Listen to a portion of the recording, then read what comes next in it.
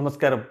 റാഫ്റ്റോക്ക് ഫുട്ബോളിലേക്ക് അവർക്കും സ്വാഗതം. റാഫീഞ്ഞയ്ക്ക് എഫ് സി ബാഴ്സലോണയിൽ തുടരണം. പക്ഷേ ക്ലബ്ബുമായിട്ടുള്ള എഗ്രിമെൻ്റ് അത്ര എളുപ്പത്തിൽ സാധിക്കുന്നില്ല.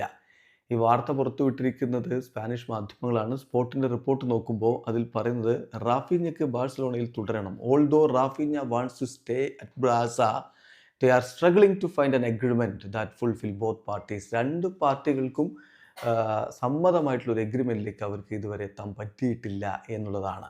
എന്ന് പറയുമ്പോൾ പ്രധാനമായിട്ടുള്ള ഡിസഗ്രിമെൻ്റ് വരുന്നത് ബേസിക് തിങ്സിൽ തന്നെയാണ്.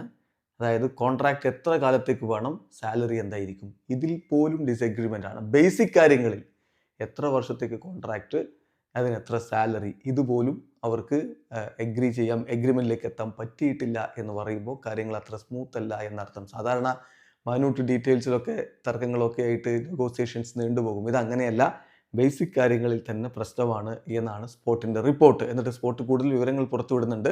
നിലവിൽ അദ്ദേഹത്തിൻ്റെ കോൺട്രാക്റ്റ് 2027 വരെയാണുള്ളത്. ബാഴ്സ 1 വർഷത്തേക്കുള്ള എക്സ്റ്റൻഷനാണ് റാഫീഞ്ഞയ്ക്ക് കൊടുക്കാൻ തയ്യാറാകുന്നത്. 1 വർഷം എക്സ്ട്രാ ഓപ്ഷണൽ, അത് വേണമെങ്കിൽ എടുക്കാമില്ല എന്ന തരത്തിൽ കൊടുക്കാനാണ് ബാഴ്സ ഉദ്ദേശിക്കുന്നത്. പക്ഷേ പ്ലെയർ 2 വർഷത്തെ ഗ്യാരണ്ടീഡ് എക്സ്റ്റൻഷനാണ് ആവശ്യപ്പെടുന്നത്. അതിൽ ഒരു തീരുമാനമായിട്ടില്ല.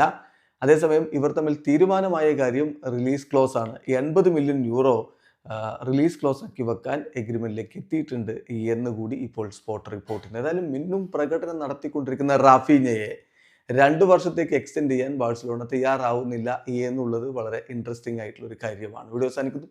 ഫുട്ബോൾ ലോകത്ത് കൂടുതൽ വിശേഷങ്ങളുമായി റാഫ്റ്റോക്സ് വീണ്ടും എത്താം.